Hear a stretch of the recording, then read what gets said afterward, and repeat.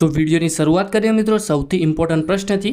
તો ભારતીય બંધારણનો કયો અનુચ્છેદ એ સમાનતાના અધિકાર સાથે સંબંધિત છે? તો મિત્રો જવાબ આવશે ઓપ્શન નંબર એ અનુચ્છેદ 14। તો અનુચ્છેદ 14 એ સમાનતાના અધિકાર સાથે સંબંધિત છે। આગળ વાત કરીએ તો અસ્પૃશ્યતા નાબૂદ કરવાની જોગવાઈ એ કયા અનુચ્છેદમાં છે? તો મિત્રો જવાબ આવશે ઓપ્શન નંબર ડી અનુચ્છેદ 17। આગળ વાત કરીએ તો ભારતના નાગરિકોને અભિવ્યક્તિની સ્વતંત્રતા એ કયા અનુચ્છેદ હેઠળ મળે છે? તો મિત્રો જવાબ આવશે ઓપ્શન નંબર એ અનુચ્છેદ 19(1)(a।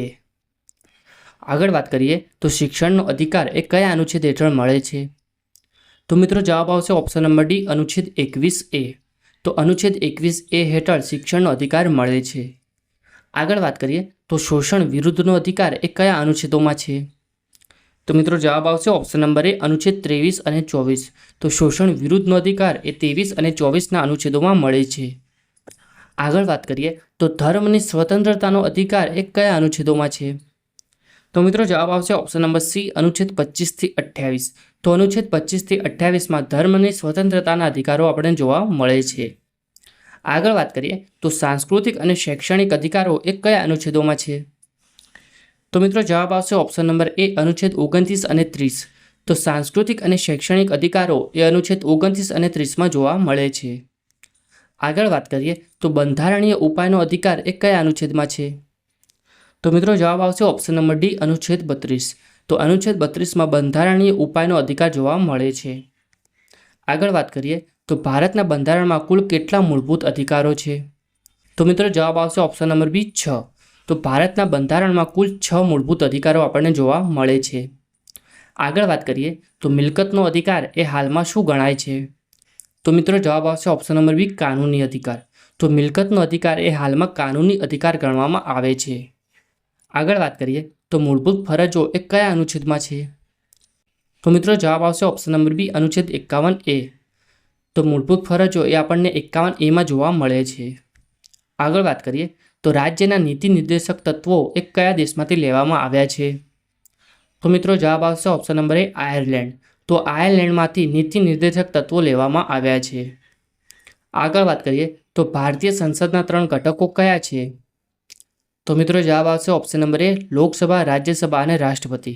તો લોકસભા, રાજ્યસભા અને રાષ્ટ્રપતિને ભારતીય સંસદના 3 ઘટકો ગણવામાં આવે છે। આગળ વાત કરીએ તો નાણાં બિલ એ માત્ર ક્યાં રજૂ થઈ શકે છે? તો મિત્રો જવાબ આવશે ઓપ્શન નંબર એ લોકસભા। તો નાણાં બિલ એ માત્ર લોકસભામાં જ રજૂ થઈ શકે છે। આગળ વાત કરીએ તો નાણાં બિલ છે કે નહીં તેનો અંતિમ નિર્ણય એ કોણ કરે છે? તો મિત્રો જવાબ આવશે ઓપ્શન નંબર બી લોકસભાના અધ્યક્ષ। તો નાણાં બિલ છે કે નહીં તેનો અંતિમ નિર્ણય એ લોકસભાના અધ્યક્ષ લે છે। આગળ વાત કરીએ તો ભારતના પ્રથમ લોકસભાના અધ્યક્ષ એ કોણ હતા? તો મિત્રો જવાબ આવશે ઓપ્શન નંબર એ જીવી માવલંકર। તો જીવી માવલંકર એ ભારતના પ્રથમ લોકસભાના અધ્યક્ષ હતા। આગળ વાત કરીએ તો રાજ્યસભાના પદને અધ્યક્ષ એ કોણ હોય છે? તો મિત્રો જવાબ આવશે ઓપ્શન નંબર સી ઉપરાષ્ટ્રપતિ। તો ઉપરાષ્ટ્રપતિ પોતાના હોદ્દાના રૂએ રાજ્યસભાના અધ્યક્ષ હોય છે। આગળ વાત કરીએ તો ભારતના રાષ્ટ્રપતિ સામે મહાભિયોગની પ્રક્રિયા એ કયા અનુચ્છેદમાં છે? તો મિત્રો જવાબ આવશે ઓપ્શન નંબર ડી 61। તો ભારતના રાષ્ટ્રપતિ સામે મહાભિયોગની પ્રક્રિયા એ અનુચ્છેદ 61માં આપેલ છે। આગળ વાત કરીએ તો વડાપ્રધાનની નિમણૂક એ કોણ કરે છે? તો મિત્રો જવાબ આવશે ઓપ્શન નંબર બી રાષ્ટ્રપતિ। તો રાષ્ટ્રપતિ એ વડાપ્રધાનની નિમણૂક કરે છે। આગળ વાત કરીએ તો કેન્દ્ર સરકારનો બંધારણીય વડા એ કોને ગણવામાં આવે છે? તો મિત્રો જવાબ આવશે ઓપ્શન નંબર બી રાષ્ટ્રપતિ। તો રાષ્ટ્રપતિને કેન્દ્ર સરકારનો બંધારણીય વડા ગણવામાં આવે છે। આગળ વાત કરીએ તો ભારતના મહાન્યાયવાદી એટલે કે એટર્ની જનરલ એ કયા અનુચ્છેદ હેઠળ આવે છે? તો મિત્રો જવાબ આવશે ઓપ્શન નંબર એ 76। તો એટર્ની જનરલ એ 76માં અનુચ્છેદ હેઠળ આવે છે। આગળ વાત કરીએ તો રાજ્યના મહાધિવક્તા એટલે કે એડવોકેટ જનરલ એ કયા અનુચ્છેદ હેઠળ આવે છે? તો મિત્રો જવાબ આવશે ઓપ્શન નંબર બી અનુચ્છેદ 165। તો એડવોકેટ જનરલ એ અનુચ્છેદ 165 હેઠળ આવે છે। આગળ વાત કરીએ તો રાજ્યના રાજ્યપાલની નિમણૂક એ કોણ કરે છે? તો મિત્રો જવાબ આવશે ઓપ્શન નંબર ડી રાષ્ટ્રપતિ। તો રાજ્યપાલની નિમણૂક એ રાષ્ટ્રપતિ કરે છે। આગળ વાત કરીએ તો પંચાયતી રાજને બંધારણીય દરજ્જો એ કયા સુધારાથી મળ્યો છે? તો મિત્રો જવાબ આવશે ઓપ્શન નંબર સી 73મો। તો પંચાયતી રાજને બંધારણીય દરજ્જો એ 73માં સુધારાથી મળ્યો છે। આગળ વાત કરીએ તો નગરપાલિકાઓને બંધારણીય દરજ્જો એ કયા સુધારાથી મળ્યો છે? તો મિત્રો જવાબ આવશે ઓપ્શન નંબર ડી 74મો. તો નગરપાલિકાઓને બંધારણીય દરજ્જો એ 74મો સુધારાથી મળ્યો છે. આગળ વાત કરીએ તો ભારતના મુખ્ય ચૂંટણી કમિશનરની નિમણૂક એ કોણ કરે છે?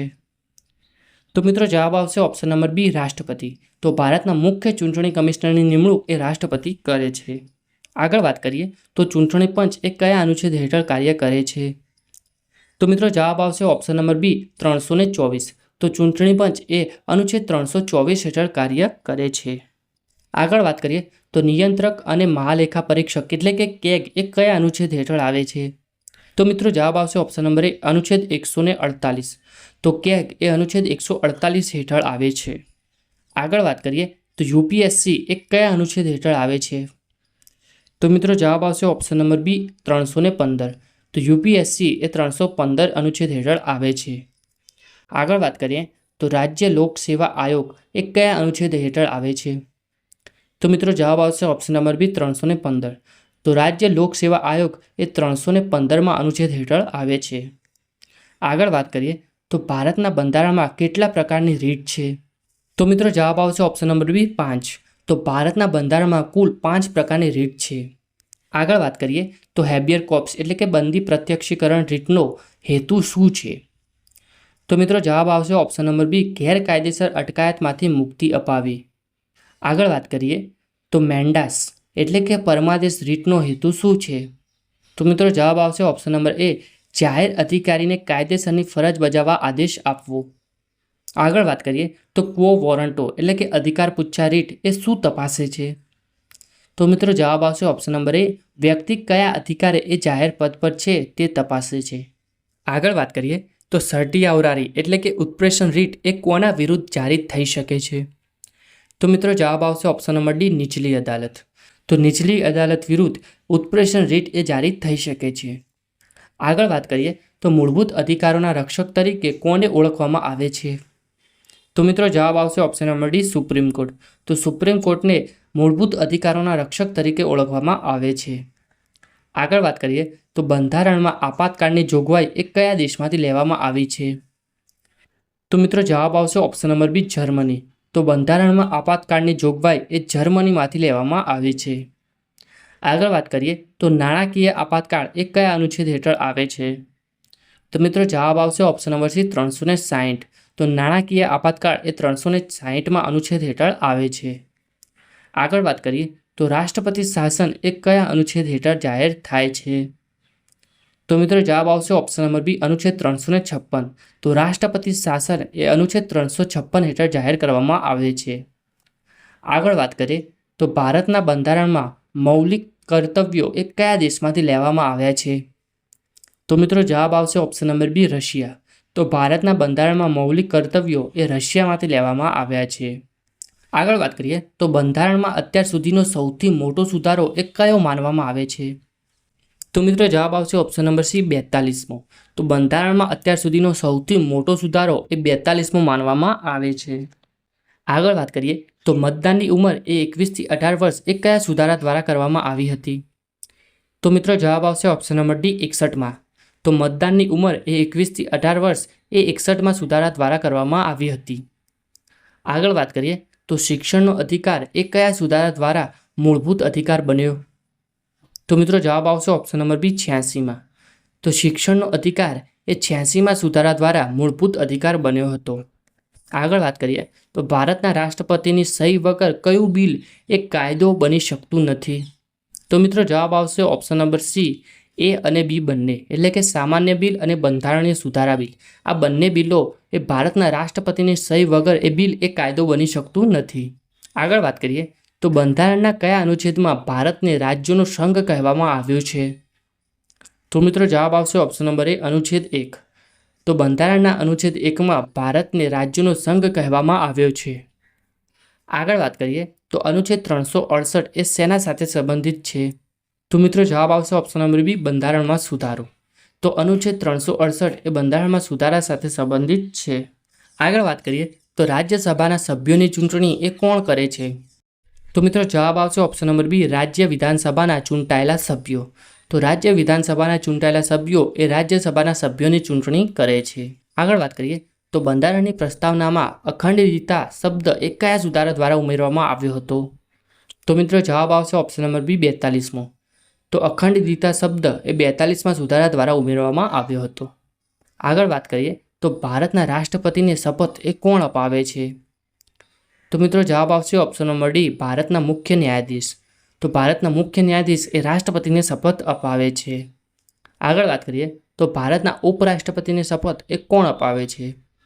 તો મિત્રો જવાબ આવશે ઓપ્શન નંબર બી રાષ્ટ્રપતિ. તો રાષ્ટ્રપતિ એ ઉપરાષ્ટ્રપતિને શપથ અપાવે છે. તો બસ મિત્રો આજનો આ વિડીયો એ આટલા સુધી જ હતો. જો તમને આ વિડીયો પસંદ આવ્યો છે તો વિડીયોને એક લાઇક જરૂરથી કરજો. આ વિડીયો તમારા મિત્રો સાથે પણ તમે શેર જરૂરથી કરજો. અને ચેનલ ઉપર નવા છો, ચેનલને સબસ્ક્રાઈબ નથી કરી તો ચેનલને સબસ્ક્રાઈબ પણ તમે જરૂરથી કરી દેજો.